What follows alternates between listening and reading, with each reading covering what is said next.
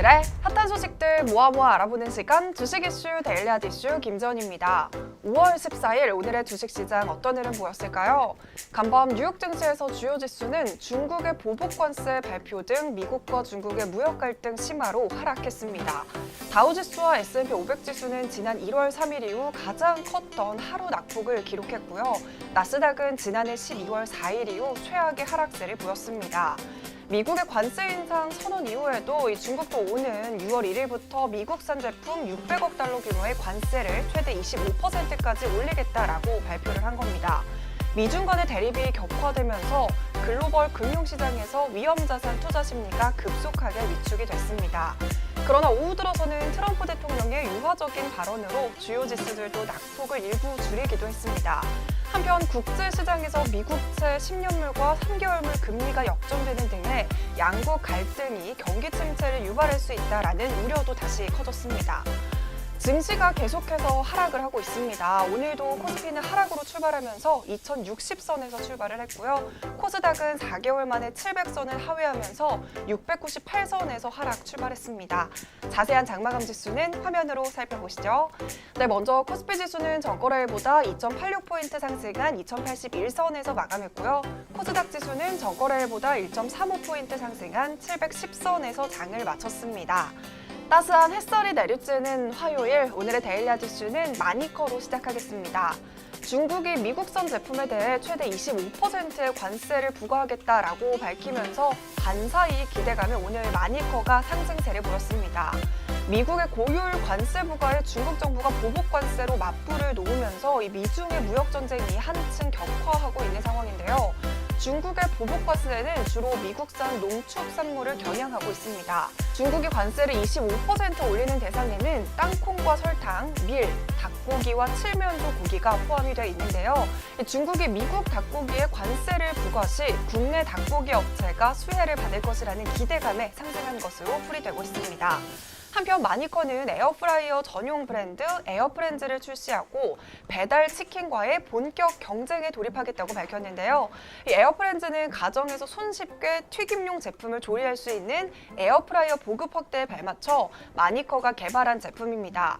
이런 특허 기술을 바탕으로 기름에 튀기는 것 못지않은 맛과 식감을 느낄 수 있도록 한 게 특징이라고 하는데요. 튀김용 제품과는 완전히 차별화된 제품이라고 합니다. 네, 오늘의 두 번째 이슈 종목은 바로 TNR바이오팹입니다.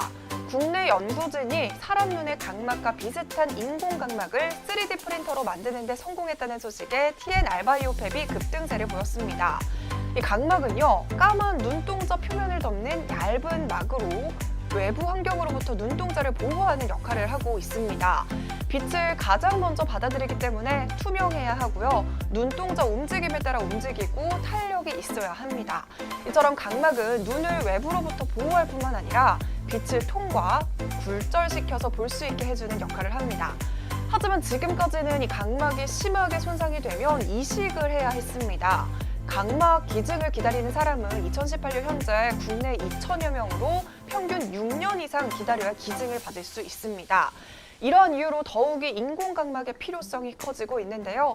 물론 지금도 인공각막이 쓰이고는 합니다. 하지만 기존의 인공각막은요, 이 돼지각막을 사용하거나 합성 고분자 등 화학물질을 섞어서 만들어 이식을 한 후 눈과 잘 융합되지 않거나 불투명하다라는 단점이 있었습니다. 그러나 이번 연구팀은 탈세포화한 각막 조직과 줄기세포를 섞어 만든 바이오 잉크를 사용해서 3D 프린팅 기술로 인공각막을 만들었고요. 이 각막 유래 재료로만 만들어서 생체에 적합하고 실제 사람 각막처럼 투명하다라는 장점이 있습니다. 이번 인공각막 개발이 이식을 기다리고 있는 환자들에게 정말 새로운 빛이 됐으면 좋겠습니다. 네, 오늘의 마지막 이슈 종목은 남성입니다. 남성이 아마존의 차량용 인공지능 비서 알렉사 오토 탑재 기기를 세계 최초로 개발했다는 소식에 강세를 보였습니다.